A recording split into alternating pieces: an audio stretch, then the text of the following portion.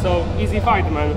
I don't know about that. I don't know if it came off it as an easy fight, but I was struggling at the beginning to find my range. My feet were a bit, and I could see Karol had changed and make a lot of changes from our last fight. He was in much better shape, and he caught me early on with he always likes to run in and throw big shot, like short, sharp shots, and he caught me with one to my teeth. They hurt right now, but then I found the hold and put him away. What a KO, mate!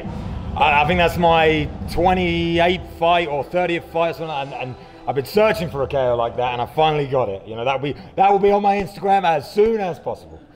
But what we saw, you hit him in a year, I would say. We've been working a lot in the gym. If I miss with a shot, because what you find is like with the confidence, I threw the jab and it just missed him, and I just came straight through with the right hand, rather than like, oh, my jab didn't land. You know, I throw the jab away, throw the right hand, rather than just, not the jab doesn't land, I don't connect, okay, we will start again, you know. Sounds easy, but it's very difficult when you're there. And I come all the way through and hit him just on the top of the ear, and he dropped. But it works, yeah, go on. So your previous fight over here in Poland didn't come the way that you wanted to actually, but here you just, outdid yourself even. So the thoughts on that and the mental approach, let's say. Yeah, I've had 3 fights in Poland. Yeah. One in Warsaw, one in Gdansk, and this one tonight. They've all been first round knockouts. 2 of them were me, and the other time with Jorge Gonzalez, my last previous fight, I felt amazing. I felt like I was controlling everything, really giving him a good beating, and I made a silly mistake, and he caught me, you know. I learned so much from that fight, not from the finish and everything else. Nice, man. Thank you, Mameda, appreciate it, mate. Cheers, thank you. Yeah, it's not just from the loss or getting caught or the actual, but just the approach and all the lessons that I learned leading up to that fight, I applied to this fight.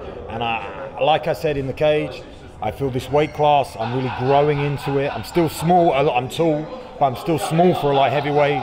The next fight you'll see I'll be bigger, I'll be stronger, and it's just going to improve and improve. So in the post-fight interview, you actually said that you really begged hard for the revenge of having this one, because the previous fight with Karol didn't went also the way you wanted, but it went a little bit more delicate, let's say, in terms of the outcome.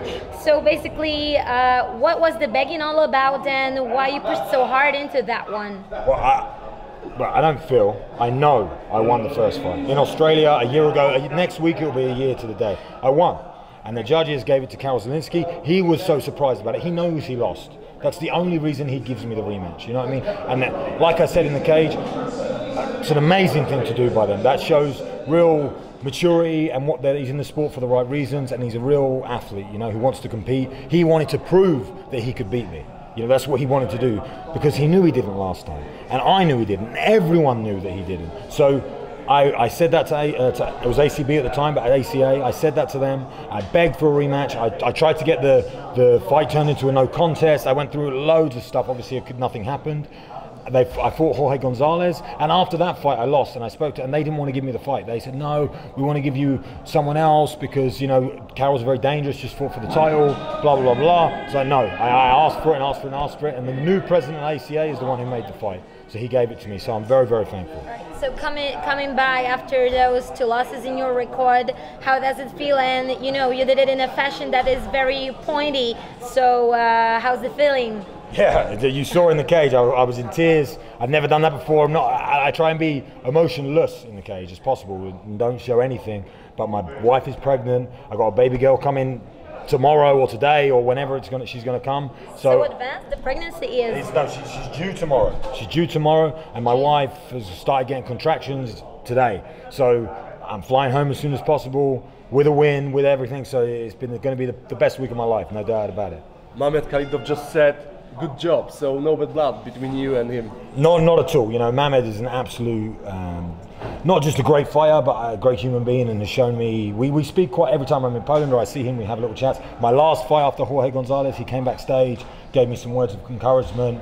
We spoke for a little while, you know, so we have not a great relationship, but there's no animosity or, you know, I don't like the fact that he knocked me out, similar to what just happened there. I don't like it, but at least I get to knock out a fellow Polish person, you know, so it's he'll feel that. He's one of the other guys.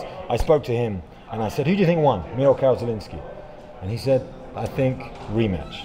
And that's what happened. We had a rematch and now we know who won. And will you shake Karol's hand? Of course, I have no bad blood against Karol either. Again, like I said, true gentleman, amazing man to take this fight. I was upset with the result of the fight, but that's not his fault. You know what I mean? I did a little bit of taunting and whatever. He was surprised that he got the victory. He knew, like I said, he knew he didn't win. So I have no animosity towards him. I have a lot of respect for him. He's a great fighter. I watched his fight for the title. I thought he did a very, very good job early on.